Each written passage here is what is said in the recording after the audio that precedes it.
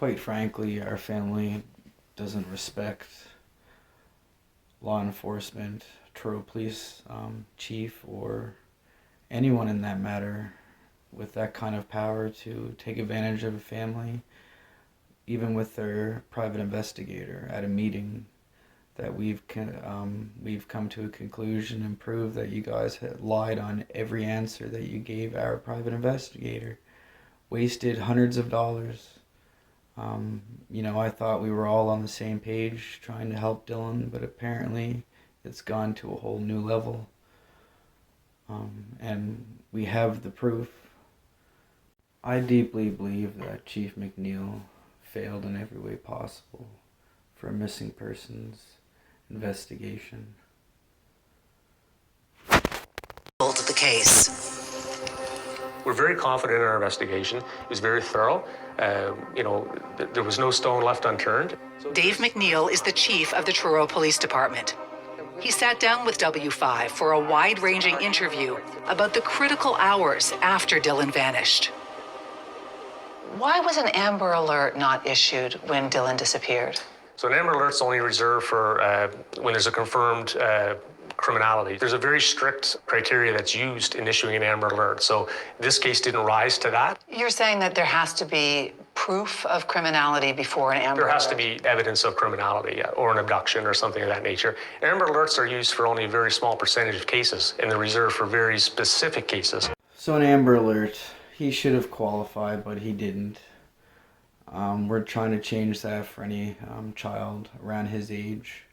I know there was a young 8 or 9-year-old that went missing in Halifax not too long ago, since Dylan's been missing, and they sent out an Amber Alert in the same situation Dylan was in.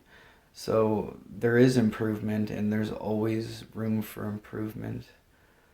And so what's called a non-intrusive public alert was sent out by the province's EMO, the Emergency Management Office, but not until 4:32 p.m. Dylan was reported missing to police at 1:24.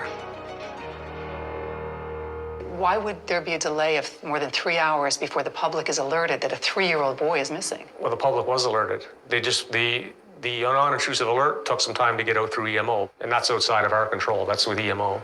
But the EMO couldn't send out its alert until directed to do so by police.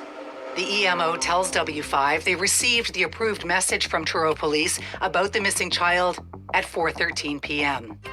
19 minutes later, at 4:32, the alert went out. That means it took police 2 hours and 49 minutes to relay information to the emergency office that a 3-year-old was missing.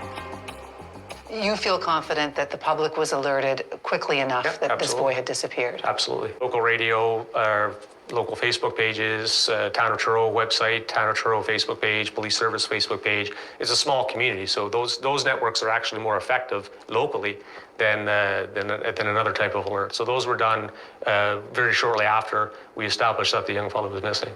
So a press release was sent out to all those agencies saying that... I don't think a press release formal was out, but definitely messaging on a phone call to radio and social media pages for sure. In fact, there is no record of any alerts or advisories on the Truro Police or town Facebook pages on May 6, 2020, the day Dylan disappeared. The town Twitter account did tweet out Dylan's disappearance within an hour. There were questions online about why a public alert wasn't being issued.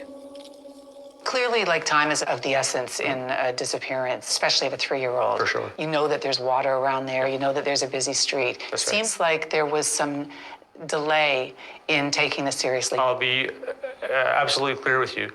There was no hesitation. Police were there within 5 minutes of the call. Supervisor was there within 8 to 10 minutes of the call. K9 was there on scene within 40 minutes of the call. Ground search and rescue was put on standby within an hour. Helicopter was on scene very quickly. So all the moving parts happened, and it was taken very serious. So I'm kind of offended that you would insinuate that we didn't take it serious, because I can tell you we did.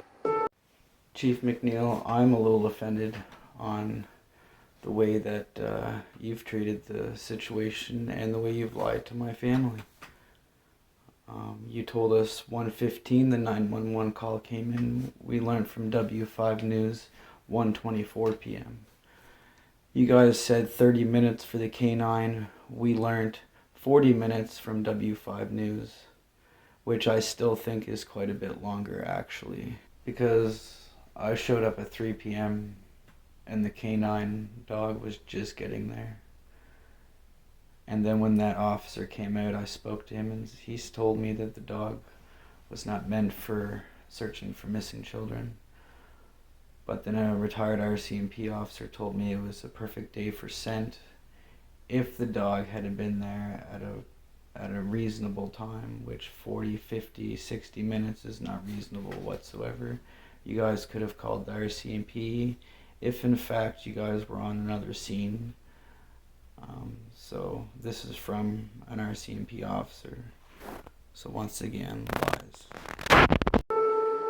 Here is the timeline. At 1:24 p.m., police received the 911 call.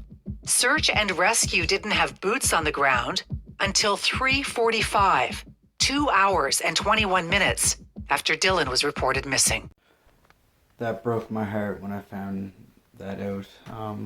Tom, I used to talk to Tom all the time, and I learned too much information, and I started to get angry. Not with search and rescue, they got that all wrong. But to find out that it took that long for boots in the ground for the police to issue that, I still today don't have the answers that I need to understand why it took that long. If in fact you were on another scene, as you mentioned, you could have asked the RCMP for a helping hand, considering it's a 3-year-old child.